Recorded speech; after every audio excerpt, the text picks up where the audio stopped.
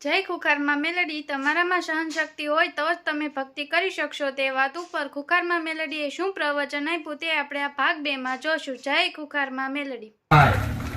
આ બધું જ્ઞાન ઘેર બેઠા પ્રવચન દ્વારા આલું છું. આટલા તો છે જ, બીજા આનાથી વધારે ઘેર છે કે જેના મજબૂરીઓ છે, જેવી આવું છે પણ મજબૂરી એવી છે કે માં તારા સાનિધ્યમાં આવવાની બહુ ઈચ્છા છે પણ અમે આવી શકતા તો એમના કરતા તમે નસીબ વાળા છો, મારા છત્ર છાયા બેઠા છો. હું સતવારી છું, જબરી છું એવું મારું બળ નહીં બતાવું.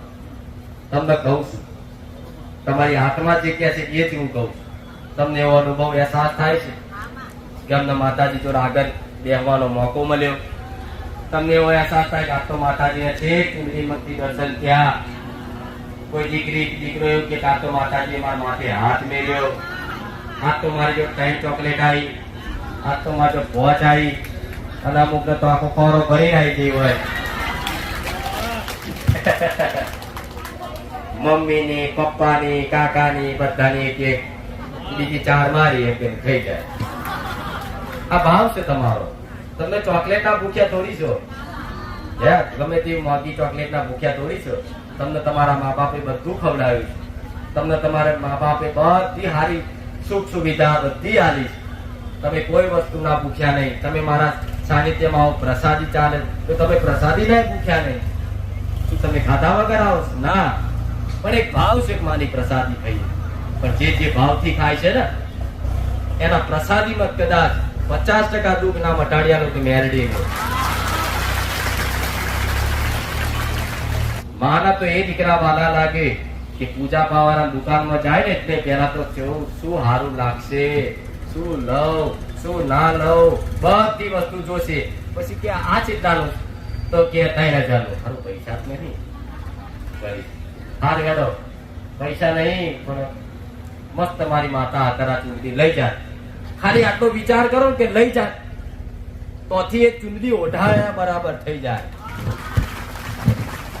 તો વિચાર કરવામાં જ તમારા કોમ થઈ જાય છે. તો પણ ખાલી વિચાર કરવાથી જ તમે પાછળ બેઠેલો વ્યક્તિ ખાલી વિચાર કરે કે માતાજી ચૂંટણી મસ્ત હશે, આવતા રવિવાર માર લાવી છે. પણ કોકના પૂછે કે આ ચૂંટણી કેટલાની આવે તો કે ભાઈ આ તો 2500 રૂપિયાની આવે તો સારું, પાછો તો 500 જ છે. પણ ખાલી જીવ બહાર સારું નહીં નકર લાવી દે તો એની ચૂંટણી ઓટોમેટિક હું સ્વીકાર કરી લઉં. આવું કહું એટલે કઈક ભાવિકો ગરીબાઈ આવે છે, પૈસા વાળા આવે છે, મધ્યમ વર્ગના આવે છે. તો કોઈ ગરીબો એવો ને હાકો નહીં નાખવો કે અમે કશું આલ્યું નહીં. ના, તમે મને ઘણું આલ્યું છે. તમે મારું ખાલી ગાદી પર આવો, ખાલી રોમ માડી રોમ, મારા ભગવાને મારો જયકારો બોલો, મારી શોભા વધારો. તમે ઘણું આલ્યું છે. હું મેરડી આવું કહું. હાકો નાખવાની જરૂર નહીં. તમે આજ ગરીબ છો તો કાલે રૂપિયા વાળા થશો એવી હું આશા રાખીશ. આજ તમે દુઃખમાં છો તો કાલે સુખમાં આવશો એવી હું મેરડી આશા રાખીશ. પણ જીવનમાં આ બધું જરૂરી છે. જરૂરી વસ્તુ છે 100% હું બતાવીશ, 100% કહીશ. જેનાથી પાલન થાય તોય ભલે, ના થાય તોય ભલે. ના કરે એને આશીર્વાદ, કરે એને આશીર્વાદ. હા શું ખોટું? હું માતાએ જાણું છું સેવી વાત કે તમે મારા પેલા જેટલી જગ્યાએ મંદિરો ના ભુવા બધું કર્યું હશે, બધું બહુ કર્યું હશે ને બધાએ, કોઈ બાકી નહીં. કોઈ ભુવા નહીં કરે આ તો છેલ્લે મંદિરો ના તો બધું કર્યું જશે. મંદિરો જ્યાં પ્રાર્થના કરી, બાધાઓ રાખી, માનતાઓ રાખી. પણ એ બધી જગ્યાએ બાધાઓ માનતાઓ રાખી છતાંય તમારું કદાચ ત્યાં કોમ ના થયું અને મારા સાનિધ્યમાં આવ્યા પછી એક જ રવિવારમાં થઈ ગયું. તેનું કારણ શું? કોઈ કહે છે?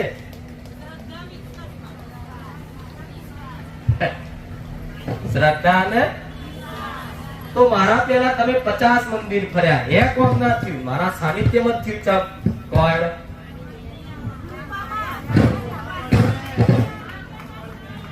શું કહે છે ભાઈ? મારી માયા એટલે બીજી બધી માતાઓથી તમે મને શક્તિશાળી ગણી લીધી. એવું થયું ને? તો કોઈ દેવી શક્તિ એકબીજાથી શક્તિશાળી હોય તો આવો ભ્રમ ચમશે તમને. અરે વિશ્વાસ તો તમને અહીંયા હતો. મારા પાસે તો એવા જોયા છે જેને કોઈ વાર મારી વિડીયો ના જોયું હોય, કોઈ વાર મારું નામ ના વાપર્યું હોય, કોઈ વાર રૂબરૂ દર્શન ના કર્યા હોય, કોક ના કહેવાથી મોત ના રાખી એના કોમ થઈ ગયા. તો એનો તો એટલો વિશ્વાસ નહીં હોય તમારે એટલો. તેનો જવાબ તો આનો કોઈ હોય હોશિયાર માણસ નહીં હોય ભાઈ મારા પ્રત્યે વધારે કહું હેલો. એનું કારણ છે કે જો મારા ભગવાને તમારું દુઃખ મટ્યું એમાં મારો મેલડીનો જસ લખ્યો હોય ને તો જ મારા હાથે મટે. હું મેલડી આવું છું.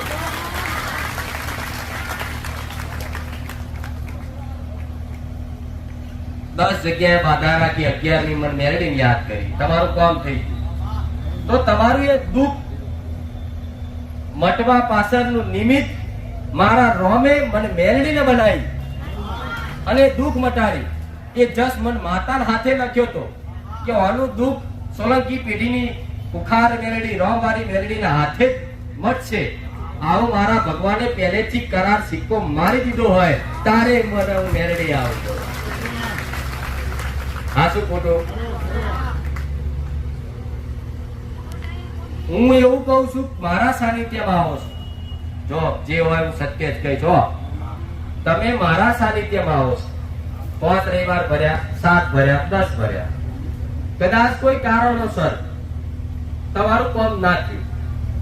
અહીંથી જ્યાં તમે કોઈ નોની અમથી આટલી ડેરી વાળી કોઈ મેલેડીના પારે મોતતા રાખી અને એ 2 દાડા કામ થઈ ગયું તો એવું ના હોય કે મારા કરતા એ શક્તિશાળી છે. એ જસ તમારો એ જગ્યા પર લખ્યો છે.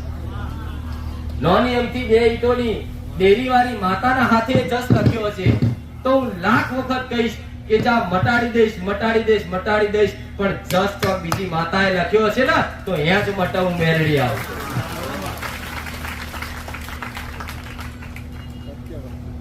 આ જે છે સત્ય કહું.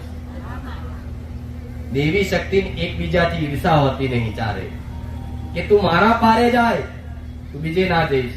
હું એવું કહું છું 1000 મંદિર ફરીને આવો હું મેલડી રાખીશ. નમન કરવું એ તો તમારું ધર્મ છે. જો ભગવાન જો, જો માતા જોયા, જો સાધુ જોયા, નમન આ ધર્મ છે તમારો. અહીંથી જાઓ બજાર તમારા ઘેર થી આવો કેટલા મંદિરો પેલા કીધું તું ભલે કશું માગણી ના કરો પણ રામ રામ તો કરાય, નમન તો કરાય. ધર્મ છે તમારો સર ઝુકાવવું પડે. આજનો માણસ એ અભિમાની થઈને ફરે કે આ માતાને ડોકું ના હલાવું તો તારા બાપને હલાવવું પડે. હું મેરડી આવું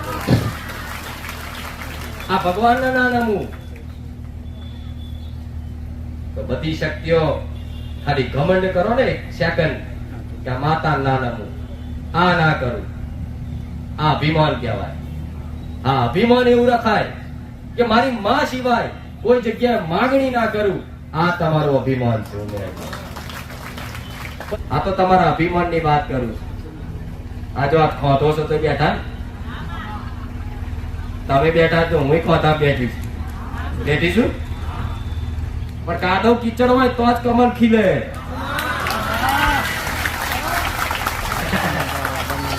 કમળ ખીલાવ હોય ને આવો કીચડ હોય, કીચડમાં કમળ ખીલાવ એ હું કર્યું મહામાયા મેળવી. મારા દીકરાની ભક્તિથી પ્રસન્ન થયેલી માતા.